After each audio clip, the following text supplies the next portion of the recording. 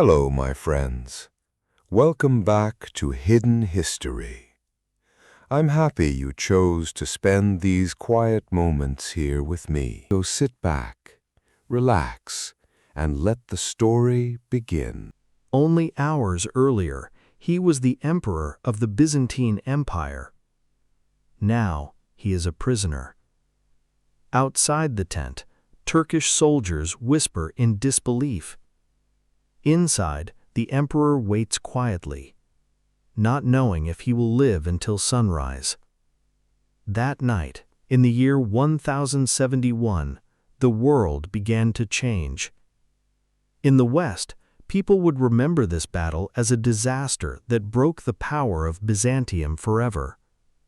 But in the Islamic world, it would become a legendary victory, a holy triumph, a moment of destiny.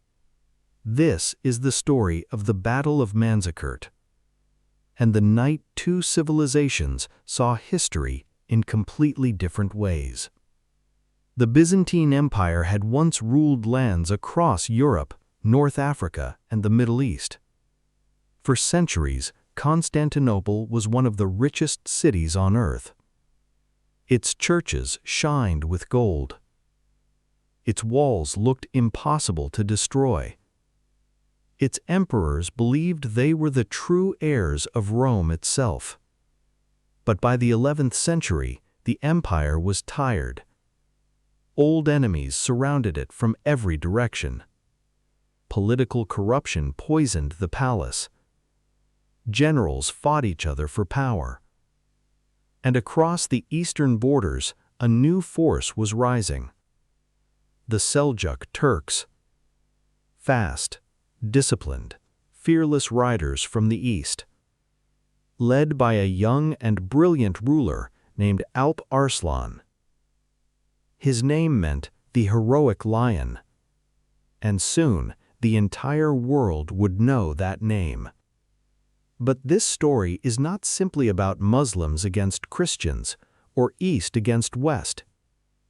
It is also about fear, pride, faith, and men trying to save the worlds they loved. Far away in Constantinople, Emperor Romanos IV stood before maps and military reports.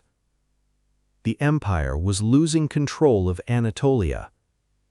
Anatolia was not just land, it was the heart of Byzantium.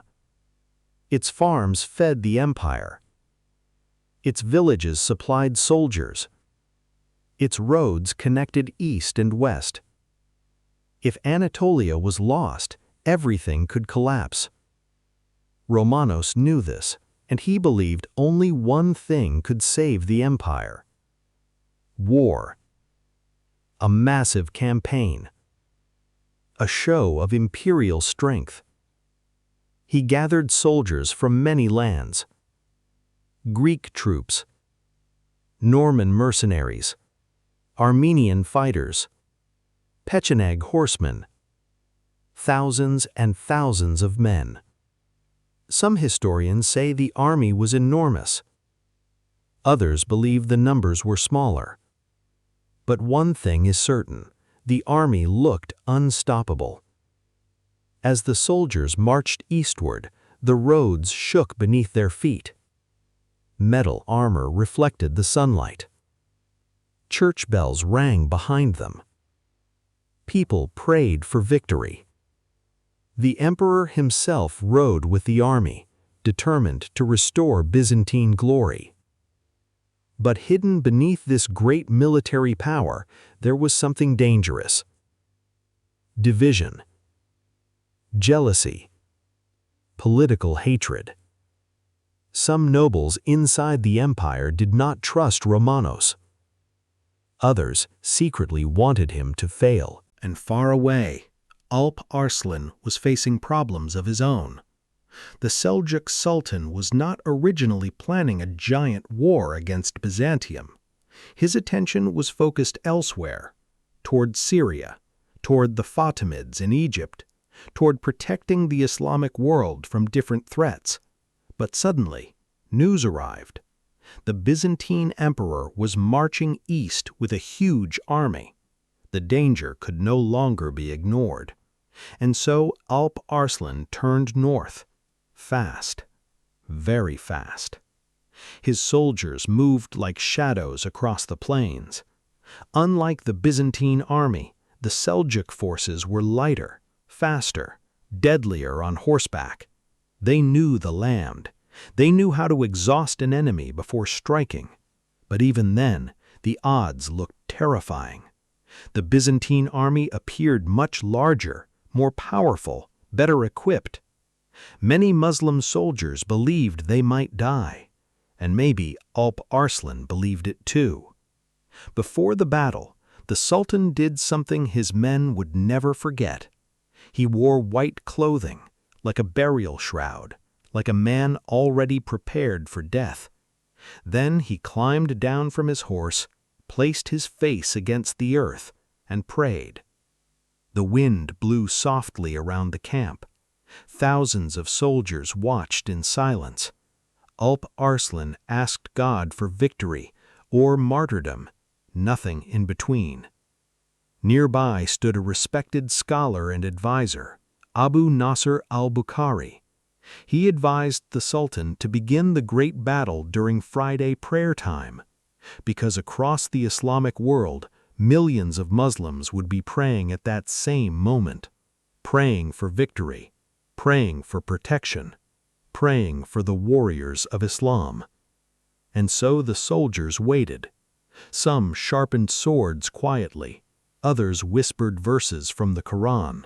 Some men cried softly in fear, others smiled calmly, certain they would enter paradise if they died. Meanwhile, the Byzantine camp looked completely different. Huge tents, heavy armor, military banners moving in the wind. Romanos believed victory was close. When peace was suggested, the emperor reportedly answered with pride, "No peace except in Ray," the Seljuk capital. He wanted total victory. But sometimes confidence can blind a man, and the plains near Manzikert were about to become a trap. The battle began beneath a burning sun. Seljuk horse archers moved quickly across the open land, firing arrows, then disappearing, again and again. The Byzantines tried to chase them, but the enemy never stood still. Dust covered the battlefield. Men shouted in different languages. Horses screamed. Arrows darkened the sky. Hour after hour, the Seljuks pulled back slowly, retreating, or at least pretending to retreat. The Byzantines followed, deeper, further, becoming tired, separated, confused. And then, everything changed. As evening approached, the Seljuk army suddenly turned, like a wave crashing against stone. Trumpets echoed across the plains. Thousands of horsemen attacked from multiple directions. The Byzantines were shocked. The lines broke apart. Panic spread everywhere. And inside the chaos, something even worse happened. Betrayal. Part of the Byzantine army withdrew from battle. Some historians believe political enemies of Romanos intentionally abandoned him. The emperor suddenly found himself nearly alone, surrounded, exhausted, fighting desperately as darkness approached. But it was over. The Byzantine army collapsed. Thousands died trying to escape. Others threw down their weapons. And somewhere inside the smoke and confusion, the emperor of Byzantium was captured alive. For the Islamic world, the news sounded unbelievable. A Roman emperor captured by a Muslim sultan. It was a moment people would talk about for centuries. That night, Romanos was brought before Alp Arslan. The emperor expected humiliation, maybe torture, maybe execution. But what happened next surprised everyone. According to many Islamic accounts, The Sultan treated him with dignity, respect, even mercy. Alp Arslan asked the defeated emperor a famous question: "What would you do if I were your prisoner?" Romanos answered honestly, "Perhaps I would kill you or parade you through Constantinople." The Sultan listened quietly. Then he answered with calm confidence, "My punishment is far harsher." But history would remember something important. Alp Arslan did not kill him. Instead, he offered terms, ransom, peace agreements, release of Muslim prisoners. The emperor was eventually freed, and in Islamic memory, this became proof of noble leadership, mercy after victory, strength with honor. But outside the Seljuk camp, a much darker future was beginning, because the Battle of Manzikert was not only a military defeat, it became a political earthquake. Back in Constantinople, chaos exploded. Romanos returned to an empire that no longer wanted him. Civil war began. Political factions fought for power. The empire became weak at the worst moment. And slowly, Turkish tribes moved into Anatolia. Villages changed, cities changed, languages changed, religions changed. The land itself began transforming forever.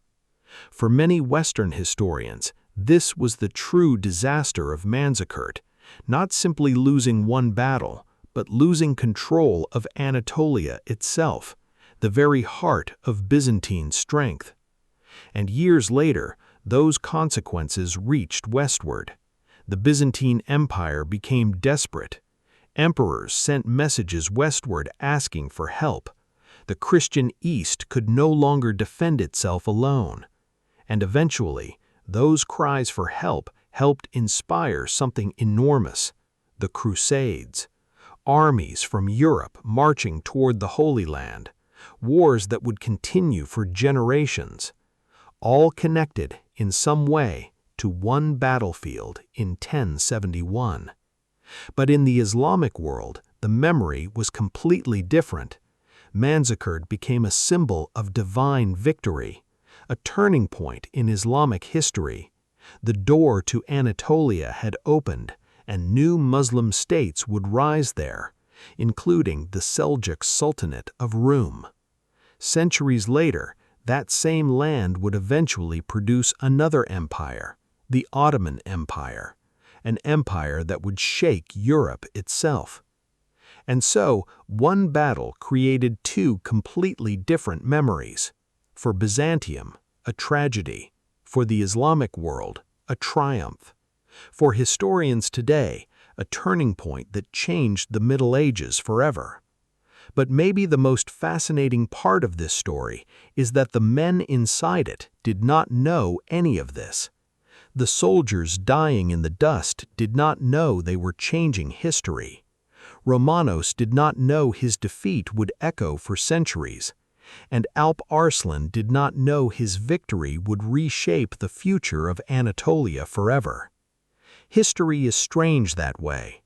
Sometimes the world changes quietly, not in giant cities, not inside palaces, but on lonely fields covered in dust and blood, where frightened men simply try to survive until morning. And maybe that is why the Battle of Manzikert still feels so powerful today, because it reminds us that history is never just about maps or kings. It is about people, their fears, their hopes, their prayers, their mistakes, and the moments that change everything. Perhaps somewhere tonight, a quiet wind still moves across those ancient plains, across broken stones, across forgotten graves, across the silence left behind empires. And if we listen carefully, maybe history is still whispering there. Thank you for joining me on this journey through hidden history. If you enjoyed this story, tell me in the comments, do you think Manzikert was truly the moment that changed the medieval world? And if you would like to experience more cinematic stories from history, subscribe to Hidden History English. Until next time, good night.